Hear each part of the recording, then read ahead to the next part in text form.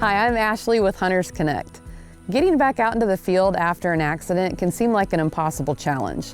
But in this video, I'm going to share with you some of my favorite gear, as well as some tips and tricks that I've learned along the way to make sure that you have a successful day in the field. One of the biggest obstacles that people face when they think about getting back outdoors is completely mental. You start to compare your life before your accident to what you want your life to be now, and it can be pretty scary. Once you can get past those mental hurdles though, the world will completely open up for you. You have to change your attitude, you have to be able to adapt, and you have to have a good sense of humor a lot of the times.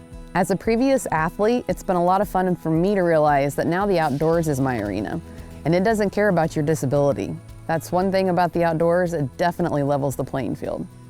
While the right attitude is incredibly important to get you back outside, you also have to have the right gear.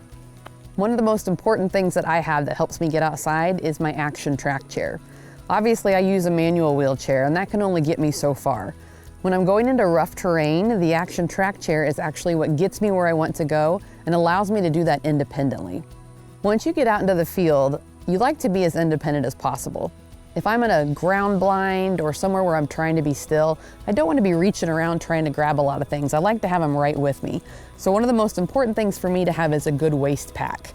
This sits on my lap the entire time that I'm hunting. I also use it for fishing as well. I can open all the different pockets and get into additional ammunition. If I need something simple that's tiny, I can get it in there without making a lot of noise. I can have duck calls tucked in here, turkey calls, anything really that I need, and it keeps it all nice in one spot, so I'm not having to move around a lot in the blind to get the gear that I need. So a good waist pack that you can keep right in front of you is incredibly important.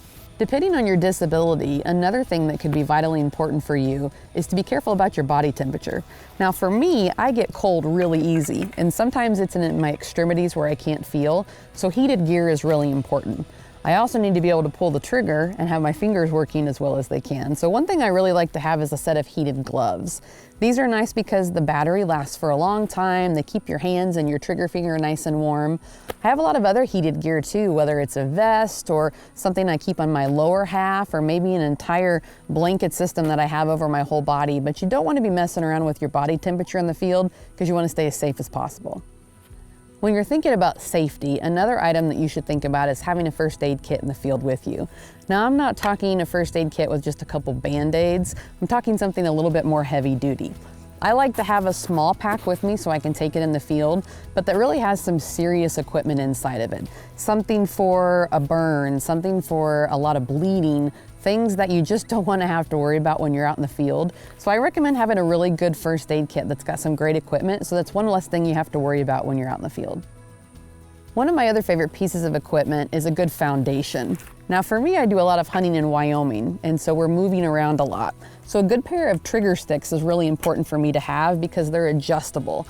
I don't want something that is set up so that if I have to move, I'm gonna make a lot of noise or have a lot of movement going on. So I like something that I can adjust on the fly and remain independent with. And so the trigger stick allows me to move it around, it allows me to make adjustments with height and really just get a good shot while remaining independent at the same time. One of my last pieces of equipment is something that I'm fairly new to, and that's a silencer on the end of your gun. I'd seen them before, but the more research that I did, it isn't even just about the hearing for me as much as it is the lessening of the recoil. My shoulders are obviously very important because I have a manual wheelchair, and so I like something that takes down the recoil so I can keep my shoulders ready to get me into the field anytime I need to go. After my accident, one of my biggest fears was that everything was going to be completely different, especially getting into the outdoors. But you know what I found out?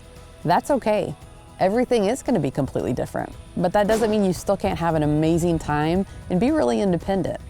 Another important tip is to remember that you need to maintain a good sense of humor. It's going to be a learning curve at first. Things are going to go wrong, but you should feel like you have made a successful trip just by getting outside. Be ready to adapt and you'll have the right mindset to get back outdoors. Feel free to comment if you have any questions, and thank you so much for watching Hunters Connect.